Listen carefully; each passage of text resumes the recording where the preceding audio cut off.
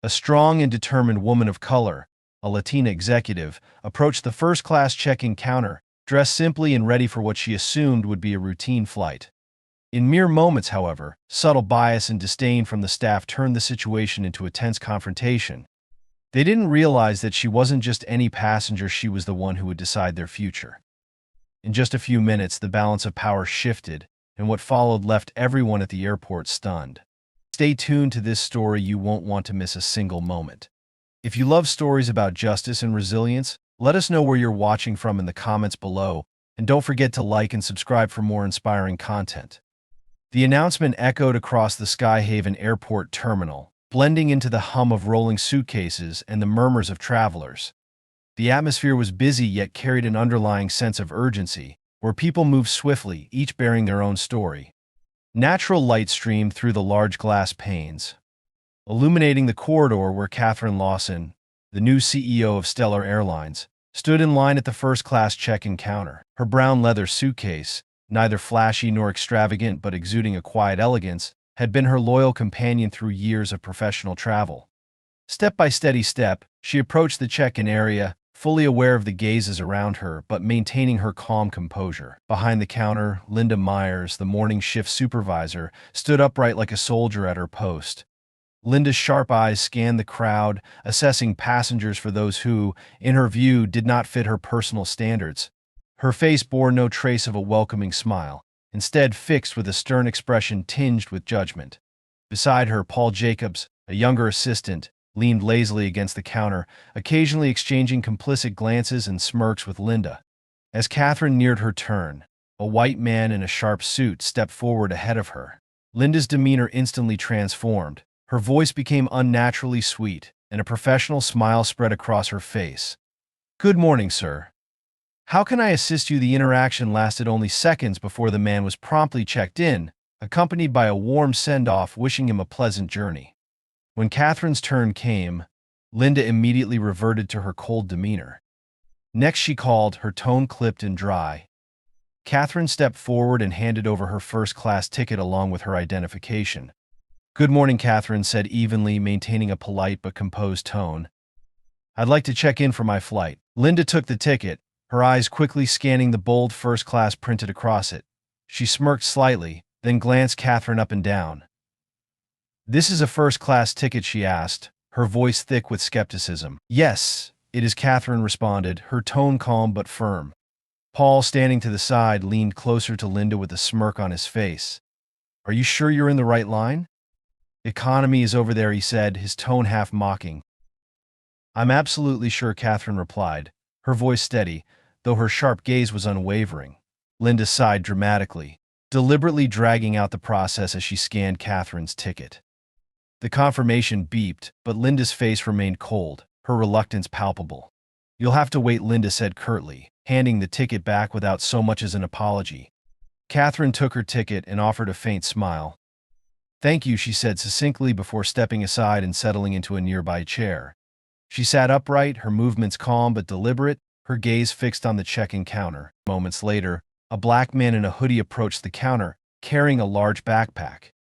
Linda barely looked at him and instead pointed toward the economy line. "Wrong line. Economy's over there." The man raised his phone, his voice quiet but clear. "This is a first-class ticket." Linda glanced briefly at the phone's screen, then shrugged. "Fine," she said, her tone laced with reluctance, motioning for him to step forward. Paul muttered loudly enough for Linda to hear, "Probably won the lottery." Linda let out a small, smug chuckle, a smile devoid of warmth or kindness. Catherine observed it all. The subtle smirks, the mocking tones, and the quiet acts of disdain all painted a familiar picture. She had witnessed this behavior before in places where power was used not to serve but to judge. She didn't react, merely tightened her grip on her suitcase handle and waited for the right moment. Her phone buzzed. It was a message from her assistant. "Everything is set to welcome you in Denver," Catherine quickly replied. "I'm already observing the team." "Quite interesting." Leaning back in her chair, Catherine's sharp eyes stayed focused. Linda Myers and Paul Jacobs had no idea who she was, but they would soon learn that their arrogance was about to cost them. In the bustling chaos of the terminal, Catherine quietly waited not just for her flight but for the moment she could shift the balance of power they thought they controlled. The airport announcements continued to echo, reminding passengers that boarding time was approaching. Catherine sat calmly in the waiting area, her posture steady but her eyes fixed on the check-in counter. The behaviors of Linda and Paul were no longer random, they were deliberate and repetitive, directed at passengers who didn't fit their notion of being deserving. An older black woman, dressed in a simple sweater, approached the counter with a ticket that had been folded and refolded many times. Her steps were slow, her demeanor both humble and weary. Linda glanced at her out of the corner of her eye, then quickly scanned the ticket as though looking for the smallest reason to refuse it. "Your bag is overweight," Linda said abruptly, her voice cold as ice. "But I've always traveled with this bag, and it's never been an issue," the woman replied softly, her tone tinged with pleading. Linda shrugged and cut her off. "Well, it's an issue today. Either you pay the fee or leave it behind." The woman stood stunned, her trembling hands clutching the zipper of her suitcase. Her eyes flicked to Paul, who merely shrugged and said nothing. She stepped back, bowing her head as if resigned to an inevitable defeat. Catherine rose from her seat and walked toward the woman. "Excuse me, may I help you?" she said gently. The woman looked up, her eyes filled with surprise. "Thank you, but I can't afford the extra fee," she murmured, trying to hide her embarrassment. "Don't worry, I'll take care of it," Catherine replied, pulling out her wallet and paying the excess baggage fee on her behalf. Linda watched the exchange with a frosty expression but said nothing. "Thank you, you're so kind," the woman said, her voice trembling but filled with gratitude. Catherine gave a faint smile, but she knew this act wasn't merely an expression of goodwill. It was a small step in tipping the scales of power that Linda and Paul were so eager to exploit. Moments later, a young man in a hoodie carrying a large backpack approached the counter. Linda glanced at him, her disdain barely concealed. "Wrong line." "Economy's over there," Linda said immediately, without even checking his ticket. "I have a first-class ticket," the man replied, his voice quiet but firm. He held up his phone, the screen clearly displaying his ticket details. Linda sighed loudly and scanned the ticket, her reluctance palpable. "Fine," she said, then turned to Paul, muttering just loud enough for the man to hear, "Probably won the lottery." Paul snickered, and both of them watched the man walk away with looks of derision. Catherine, seated back in her chair, could feel the almost tangible energy in the air, an undercurrent of disdain, mockery, and prejudice cloaked in the guise of routine airline procedures.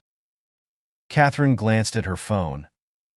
A message from her assistant appeared. "Everyone is looking forward to seeing you in Denver."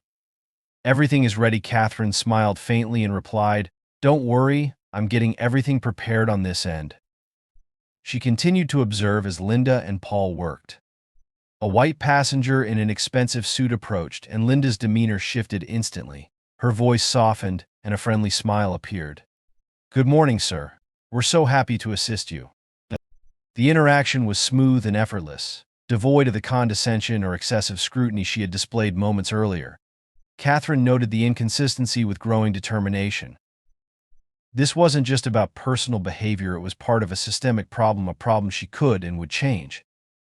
Catherine sat back, adjusted her blazer, and prepared for what was to come. In 10 minutes, when her identity was revealed, Linda, Paul, and every passenger in the terminal would no longer see her the same way. The balance of power was about to shift, and Catherine was ready to shape it in the fairest way possible. The atmosphere at Skyhaven Terminal grew busier as departure times drew nearer. A steady stream of passengers moved through security checkpoints, creating a symphony of suitcase clatters and murmuring voices. But in a quiet corner near the check-in counter, Catherine Lawson sat calmly, exuding an air of steady determination. She wasn't just waiting for her flight.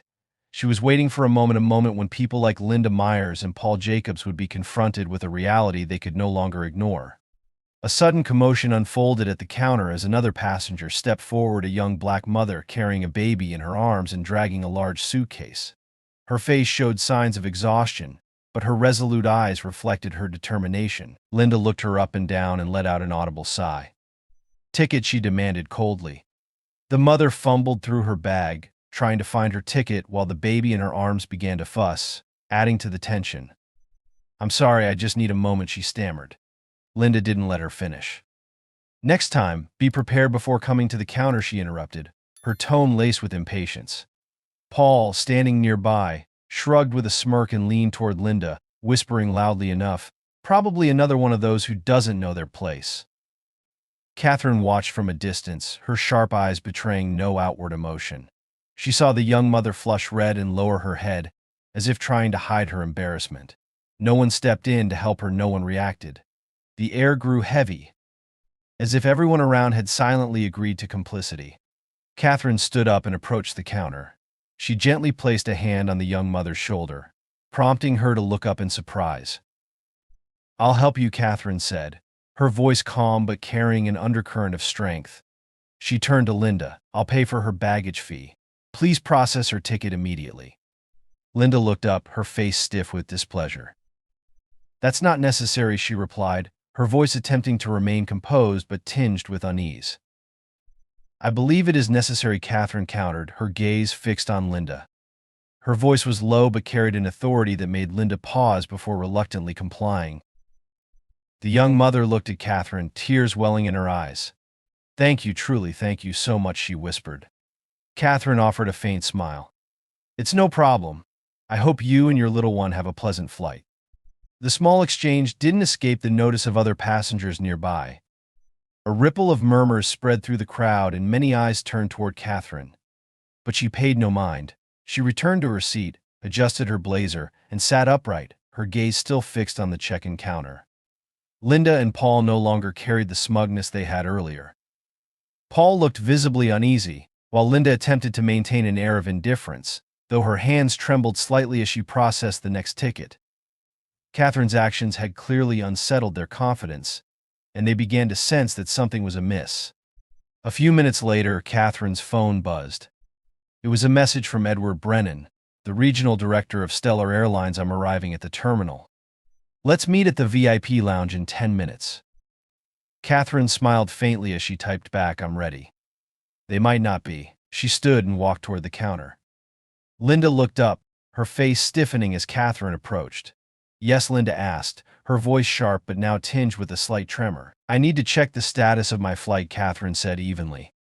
Linda sighed, repeating a gesture Catherine had observed all morning. "As I told you before, you'll have to wait. We're busy." Catherine tilted her head slightly, her eyes never leaving Linda's. "I don't think I'll have to wait much longer." Before Linda could respond, a voice called out from behind Catherine. "Ms. Lawson." Catherine turned to see Edward Brennan approaching with two assistants in tow. His presence immediately drew the attention of everyone nearby. Linda's face went pale as she recognized him, her eyes darting between Edward and Catherine, now filled with confusion. Edward stopped in front of Catherine and extended his hand. "Welcome, Director Lawson. It's a pleasure to have you here. We've prepared everything for your introduction to the team." The entire terminal seemed to fall silent. Linda, now completely motionless, stared at Catherine as though she had been doused with cold water. Paul lowered his head, trying to avoid Edward's gaze. Catherine shook Edward's hand with a faint smile. "Thank you, but before we begin, I think there are a few matters here that need addressing." An unusual silence blanketed the check-in counter. Linda Myers, who moments ago had exuded confidence in her small realm of authority, now looked pale, her hands rigidly poised over the keyboard. Paul Jacobs took half a step back, his head lowered as though trying to avoid the piercing gazes of Catherine Lawson and Edward Brennan. Catherine stood tall, her gaze steady and sharp as it swept across Linda and Paul. "As I mentioned, I didn't think I'd have to wait much longer," she said, her voice soft but ringing clearly in the tense air. Edward Brennan, the regional director of Stellar Airlines, turned to Linda with a stern and frosty expression. "Linda, this is Catherine Lawson, the new CEO of our airline. It seems she's had quite an experience at this counter. Do you have anything you'd like to say?" Linda stammered a few words, none of them coherent. Finally, she lowered her head, her expression confused and uneasy. I didn't know," she muttered. Catherine didn't rush to respond. She let the silence linger, allowing the gravity of the moment to sink in for everyone present. Then she turned to Edward. "Before I meet the team, I believe we need to have a conversation with the staff here." Edward nodded. "Of course. I'll arrange it immediately." Catherine stepped closer to the counter, her gaze settling firmly on Linda and Paul. "This morning I observed how you both operate. I saw inconsistencies in how passengers were treated. I saw bias and subtle mockery not just toward me but toward several others. Do you realize these actions not only harm individuals but also damage the reputation of Stellar Airlines? Paul opened his mouth as if to say something, but when Catherine's eyes locked on him, he fell silent. Linda looked visibly flustered. She attempted to justify herself. I was just following policy. I didn't mean anything by it. Catherine raised an eyebrow. What policy? A policy that demands you treat young mothers or plainly dressed passengers with cold indifference. A policy that encourages mocking passengers bold enough to sit in first class without wearing a suit. Linda didn't respond. Her face flushed red with embarrassment. Paul stood silently, staring at the floor. A small group of passengers began gathering nearby, clearly drawn by what was unfolding. In the crowd, Catherine recognized a few familiar faces: the young mother holding her baby, the man in the hoodie, and several other passengers who had been treated unfairly by Linda and Paul earlier that morning. The young mother, Angela, stepped forward hesitantly, her voice trembling but clear. "Ms. Lawson, thank you for helping me earlier today. I didn't feel like I could say anything, but what you did made me realize that we need to speak up." Angela's words reverberated like a bell. Other passengers began nodding in agreement, and some even spoke up, sharing their experiences. Their stories further thickened the already heavy atmosphere. Edward turned to Catherine, giving her a small nod, as if to say, "Keep going." Catherine took a deep breath and addressed the staff. "I'm not here to reprimand or humiliate anyone. I'm here to remind you that every one of us, no matter our position, has a responsibility to ensure Stellar Airlines is a place where everyone is treated with fairness and respect. No one has the right to harm others simply because of personal biases." She turned to Edward. "I want to start making changes immediately. Linda and Paul need to temporarily step away from their roles to participate in customer service and anti-bias training. This isn't punishment, it's an opportunity for them to learn and grow." Edward nodded firmly. "I agree.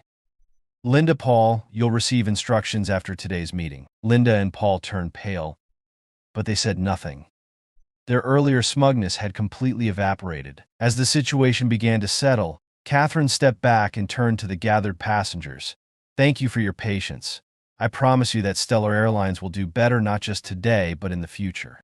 She was met with nods of approval and a smattering of light applause from the crowd. Angela, the young mother, looked at Catherine with gratitude in her eyes. "You didn't just help me, you helped all of us." Catherine smiled faintly, but inside she knew this was only the beginning. Catherine walked through the security checkpoint with quiet confidence, though the echoes of what had just transpired at the check-in counter lingered. She could feel the eyes of the passengers she had helped and the subdued ripple of conversation spreading throughout the terminal. While things had settled for now, Catherine knew the story wasn't over. Before heading to the first-class lounge, she paused to take a call from Edward Brennan. "Ms. Lawson," his voice came through the line. "I just received some reports about the situation at the check-in counter. I think you handled everything commendably. But I have to ask, do you think people will easily accept these changes?" Catherine allowed a faint smile, her eyes drifting toward the windows where planes lined the tarmac. "Change has never been easy, Edward. But it's necessary. And if they won't accept it, we'll make them confront the reality." Edward was silent for a moment before responding. "Understood. We'll discuss the action plan further when you arrive in Denver." "I'll be ready," Catherine replied before ending the call. The first-class lounge of Stellar Airlines was a luxurious but serene space. As Catherine entered, she immediately sensed the difference in how she was treated. A receptionist quickly approached with a professional smile. "Good morning, Ms. Lawson. We're delighted to have you with us. Here's your seat, and if you need anything, don't hesitate to ask." Catherine nodded, thanked them, and settled into a plush armchair by the window. She didn't need to say anything, but the contrast in treatment was stark. She noticed a few other passengers in the lounge glancing at her curiously. Some seemed to recognize her from the incident at the check-in counter, but none dared to speak. When boarding time came, Catherine entered the first-class cabin.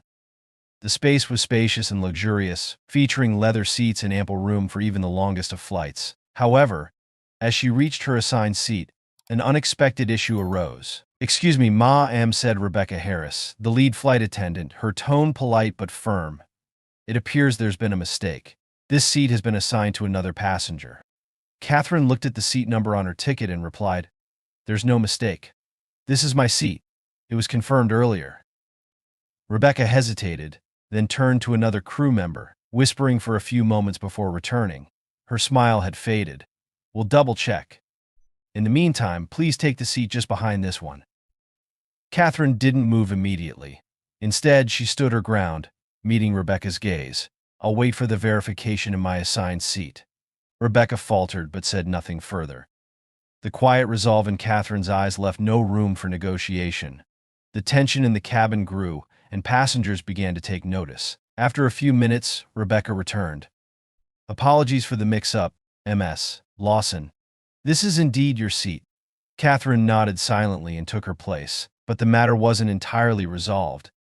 A nearby passenger, a white man named Henry Calloway, leaned toward her with a faint smirk. "Interesting how some people are so determined to sit in first class," he said, his tone dripping with sarcasm. Catherine didn't respond immediately. She turned to Henry, her gaze calm but cutting. "Interesting how some people feel entitled to judge others simply based on where they sit." Henry flushed slightly but said nothing further. The rest of the cabin fell quiet, the other passengers realizing that Catherine wasn't someone easily intimidated. Throughout the flight, Catherine focused on preparing for her critical meeting in Denver. She knew that what had happened today was just a small glimpse of the larger systemic issues she was determined to address. Stellar Airlines required changes not just in individual behaviors but in the cultural foundation of the organization itself. As the plane began its descent, Rebecca returned with a tray of beverages, her expression marked by remorse. "Ms. Lawson, I'd like to apologize for the earlier confusion. If there's anything you need, please don't hesitate to let us know." Catherine offered a faint smile, but her response carried weight. "Thank you. I hope Stellar Airlines learns from situations like this." The plane touched down in Denver, the afternoon sunlight glinting off the glass panels of the international airport. Catherine stepped out of the first-class cabin with a calm but determined demeanor. She knew that what had happened on the flight was only a small piece of a much larger story. The real challenges awaited her at Stellar Airlines headquarters, where she would meet her entire management team. Her assistant, Lisa Harmon, was already waiting at the exit. Lisa quickly approached, offering a warm smile. "Welcome to Denver, Ms. Lawson. The meeting room is prepared, and everyone is eager to meet you." Catherine nodded, her sharp eyes reflecting her focus. "Good. I have much to say to them." The main conference room at Stellar Airlines headquarters was modern and sleek, with glass walls that reflected natural light. As Catherine entered, the senior management team was already seated. All eyes turned toward her, some filled with curiosity, others with skepticism. Catherine smiled faintly, keeping her emotions controlled. She walked to the podium, placed her leather briefcase down, and let her gaze sweep across the room. "Thank you all for being here today," she began, her voice clear and firm. "I know my arrival as the new CEO of Stellar Airlines has sparked some curiosity. But today I'd like to begin with a story." The room fell silent as Catherine recounted her experience at the check-in counter earlier that morning. She described in detail how Linda and Paul had treated passengers, the subtle contempt in their demeanor, and the clear discrimination between those deemed worthy and unworthy. "What shocked me wasn't that it happened," Catherine said, her eyes scanning the room. "It was how everyone, employees and passengers alike, accepted it as just another part of the process. We've allowed silence to turn such behavior into habit." A murmur spread through the room. A young man, Andrew Cole, the regional operations director, stood up. "Ms. Lawson," he began, "I understand that your experience was unacceptable, but perhaps it was an isolated incident. I don't believe it reflects the overall culture of Stellar Airlines." Catherine regarded Andrew calmly. "Andrew, I agree that a single incident doesn't define an entire system. But when isolated incidents occur so frequently that they become the norm, we can't dismiss them as anomalies. They are a symptom of our culture, a culture that needs to change." Andrew fell silent, and her words seemed to resonate deeply with the room. Catherine continued, "I'm not here to reprimand or assign blame. I'm here to lead change, and that change begins with all of us." She outlined her action plan: retraining frontline staff. Every employee, from check-in agents to flight attendants, would undergo mandatory training on anti-discrimination and enhanced customer service. Establishing transparent reporting channels, Catherine emphasized the need for a system where employees and customers could report inappropriate behavior without fear of retaliation. Promoting a culture of respect, even the smallest biases must be identified and addressed. Catherine also announced her intent to personally oversee the implementation of these reforms. Change is never easy, Catherine concluded. But it's necessary. And I believe that if we work together with a shared purpose, Stellar Airlines can not only restore its reputation but also become a symbol of fairness and excellence in the aviation industry. After her speech, Catherine invited the team to discuss and share their thoughts. A few members raised questions and offered insights, but none openly challenged her plan. Lisa, standing quietly in the back of the room, smiled proudly as she observed Catherine command the space with authority and grace. As Catherine left the conference room, she felt the weight of the journey ahead. The changes she proposed would face resistance not only from within the organization but also from deeply ingrained habits and biases that had long shaped Stellar Airlines operations. Catherine Lawson stepped out of the conference room, her gaze sharp and resolute. Though her speech had been well received, she knew that change would not come easily. Beneath the nods of agreement and polite words, she sensed a simmering resistance from some members of the team. People accustomed to the old ways often felt threatened by any disruption to the status quo. Her assistant, Lisa Harmon, walked up beside her with a faint smile. "You did great, but I'm guessing this is just the first battle." Catherine returned the smile lightly. "Lisa, every change starts with a conversation. Now we need to make sure it doesn't stop there." Just as Catherine was about to return to her temporary office at Denver Airport, an urgent message from Edward Brennan appeared on her phone. "We need to meet immediately. There's an incident at the check-in counter at Gate 14. Catherine quickly made her way to the specified area. When she arrived, she saw a group of passengers gathered near the counter, the atmosphere tense. An older man, Harold Smith, stood at the counter, his voice raised in anger. "This is absolutely unacceptable. I booked a first-class ticket, and now you're telling me my seat is canceled? I won't stand for this." Catherine immediately recognized Linda Myers, the supervisor she had encountered earlier that morning, standing behind the counter. Despite being instructed to step back from duties and attend retraining, Linda was still there, seemingly struggling to handle the situation. Linda faced Harold, her voice audibly trembling. "Sir, I understand your frustration, but we've done everything we can to reassign your seat. Unfortunately, Harold cut her off. "You don't understand anything. I paid for this ticket and now you're telling me to wait? Is this how Stellar Airlines treats its customers?" Catherine stepped forward, her voice calm but authoritative. "Good afternoon, Mr. Smith. My name is Catherine Lawson, and I'm the new CEO of Stellar Airlines. I'm here to resolve this issue for you." Harold turned to look at her, his anger softening slightly at her composed demeanor. "You're in charge? Good. Then tell me why I don't have the seat I paid for." Catherine gave him a polite, professional smile. "I sincerely apologize for the inconvenience, Mr. Smith. Let me investigate this matter immediately and ensure it's resolved to your satisfaction." She turned to Linda. "I need a full report on this situation." "Now," Linda stammered, but eventually provided the necessary information. Catherine quickly determined that the issue was caused by a system error that had canceled Harold's seat. However, the problem had been poorly managed due to inconsistent communication from the team. Catherine immediately arranged for Harold to be rebooked in first class on the next flight and instructed the team to provide him with a meal voucher and a travel credit for future use. "I deeply regret the inconvenience, Mr. Smith. We'll do everything we can to make sure the rest of your journey goes smoothly." Harold nodded, his anger significantly diminished. "Thank you, Ms. Lawson. At least you're showing that Stellar Airlines still cares about its customers." Once the situation was resolved, Catherine turned to Linda. "Ms. Myers, I think we need to have a conversation. Right now." She led Linda to a private corner and met her gaze directly. "I made it very clear this morning that you were to attend retraining before returning to work. Why are you still here, adding unnecessary tension for both the team and our passengers?" Linda lowered her head, the smugness from earlier completely gone. I just wanted to prove that I could handle the situation." "By mishandling it," Catherine replied coldly. "Linda, if you want to remain a part of Stellar Airlines, you need to change not just how you work, but how you view our passengers and your colleagues. If you can't, there's no place for you here." Linda said nothing, her expression revealing a mix of regret and defeat. Catherine turned and walked away, leaving her in heavy silence. When Catherine returned to her office, Edward Brennan was waiting for her. He nodded as she entered. "You handled that well, Catherine. But I don't think Linda is suited for this role anymore." Catherine agreed.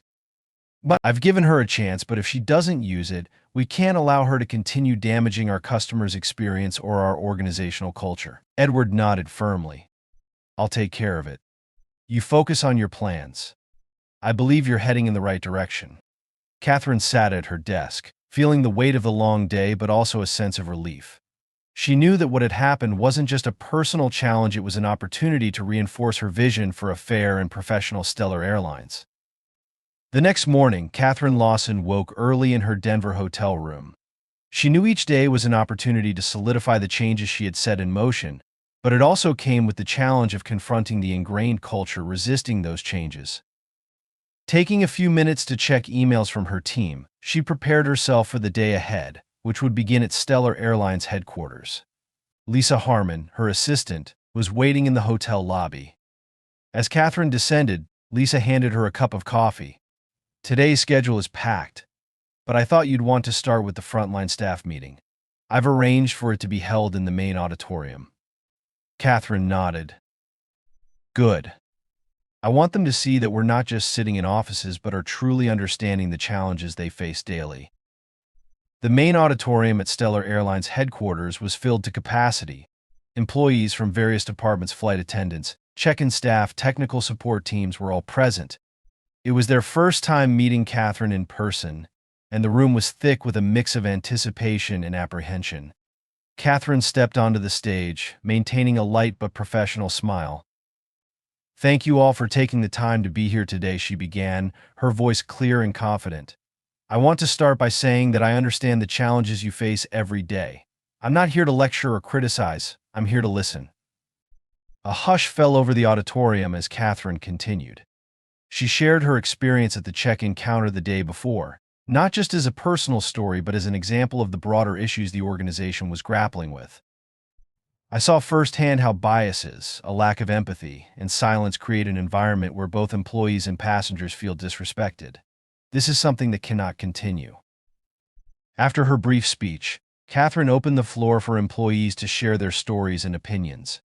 Initially, no one spoke, but eventually a young flight attendant, Maria Gonzalez, raised her hand. "Ms. Lawson, I love my job, but sometimes I feel like we're not given enough support. When passengers have problems, they take it out on us, and sometimes even management doesn't back us up." Catherine nodded, her expression empathetic. "Thank you, Maria. I understand how that must feel, and I want you to know that from today forward, management will be held accountable, not just for making decisions, but for supporting you on the front lines. We're a team, and I'll make sure that principle is upheld." Applause broke out across the auditorium.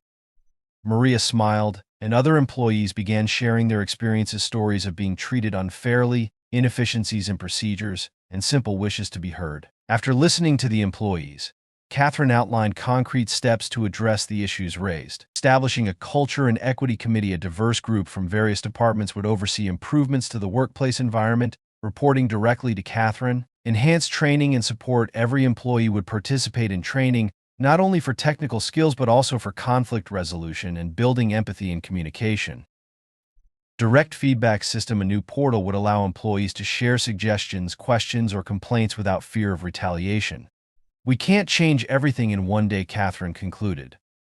"But if each of us commits to changing a small part of our behavior and how we work, we'll create a significant difference, and I'll be here with you on this journey."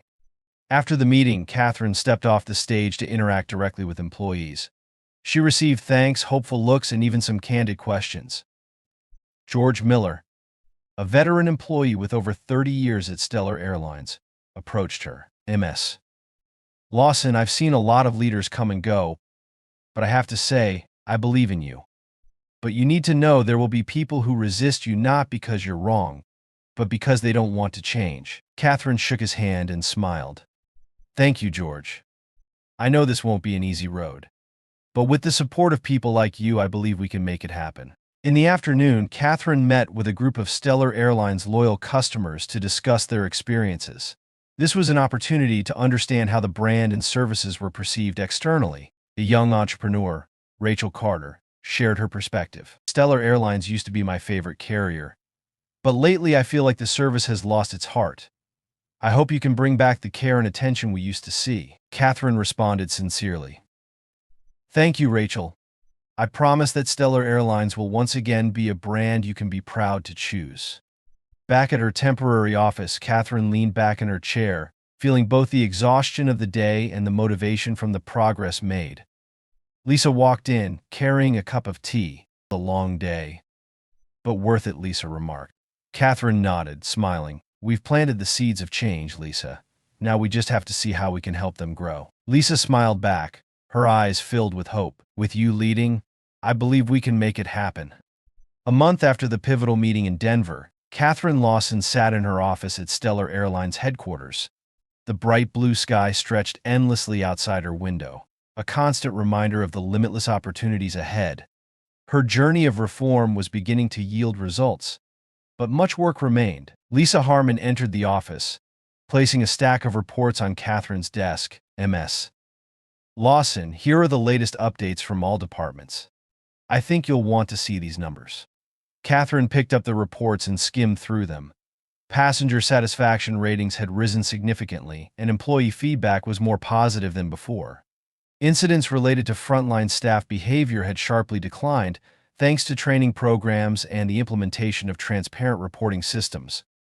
Her phone rang, displaying the name of George Miller, a veteran Stellar Airlines employee. Ms. Lawson, I just wanted to say that I've seen real change around here.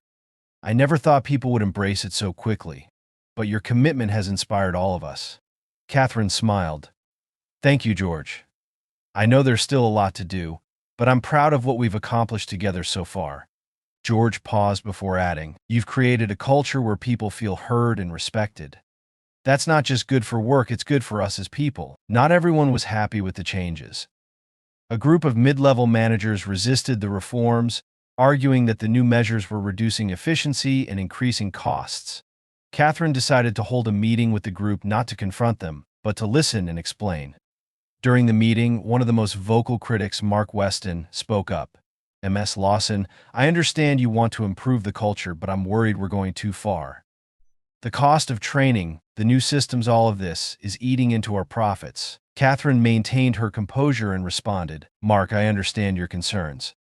But let's look at what we've achieved in just 1 month. Customers are happier, employees are more engaged, and we're operating more effectively. A company can only grow when its entire system works with shared purpose and alignment. She presented data illustrating the long-term benefits of investing in people and culture. Gradually, some members of the group began nodding, realizing that Catherine's actions weren't just emotionally driven but rooted in clear, practical planning. Mark finally sighed and said, I can't deny the results.